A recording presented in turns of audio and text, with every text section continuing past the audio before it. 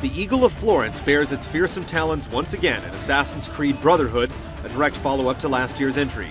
It saw fresh-faced Ezio take flight into a world of cunning killers and ruthless politicos.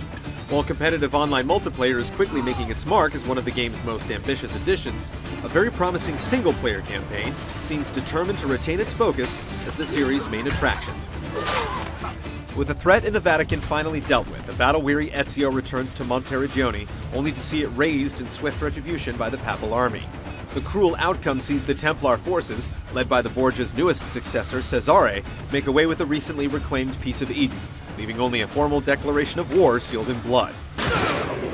Forced into hiding and faced with his greatest challenge yet, Ezio must step forward as the leader of the Assassin Order and confront the Borgia dynasty once and for all. You would not believe the things I have seen, Mario. Then be sure to stay alive that I might hear of them. I expect opposition. Assassin's Creed Brotherhood takes place deep within the enemy territories of Rome, a once great city now decrepit under the corrupt rule of the Templar Order. In his fleet-footed pursuit of vengeance, Ezio will stalk, climb, and kill, with some emphasis on kill, to loosen the Borgia's foothold over Italy. Their power is represented on the map by looming towers overlooking each zone, and with every spire toppled comes the opportunity to bring Rome back to its former glory, bringing to mind rebuilding the villa in Assassin's Creed 2. Rejuvenated scenery and renovated shops are rewards for a job well done, but the gratitude of the people extends far beyond mere material possessions. They're mad as hell, and they want to fight by your side. Assassin! The liberation of Roma has begun. If you choose to flee, do so now. But if you choose to fight, stand with me against the Borgia.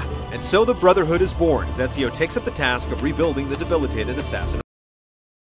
To take up the cloak are recruited, trained, and completely separate from your own to prove their worth, accruing experience, skills, and gear if they live long enough to make the trip back.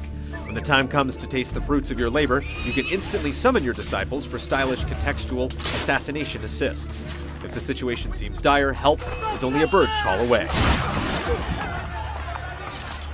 Though your newfound allies provide extremely effective means to dispatch your foes, Ezio himself is a force to reckon with. The Master Assassin's new abilities push the general feel of combat towards the offense. Kicks break an enemy's guard, the hidden pistol can be worked into combos, and weapons snatched away from your assailants can be hurled back at their owners. Leveraging the first strike in combat also lets Ezio chain assassinations in quick succession, leaving a swift trail of bodies as long as there's something nearby to stick your hidden blades into. When it comes to mobility, horseback travel in town provides new avenues for assassinations and escape routes alike. But if getting away on foot is your only option, new environmental elements add yet another wrinkle to the series' prominent parkour aspect. What we've already experienced gives us plenty of reason to rally behind Ezio's new Creed, but the things we have yet to see could prove equally interesting.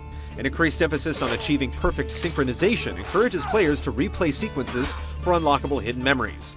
Meanwhile, blazing trails with Desmond in the present may finally shed light on the mysterious prophecy delivered at the end of Assassin's Creed 2. The road to revenge will be a perilous one indeed. Will an army of assassins be enough to see Ezio's dangerous mission through? Train your eagle vision on game trailers in the coming weeks, where we'll swoop back into Rome in our full review.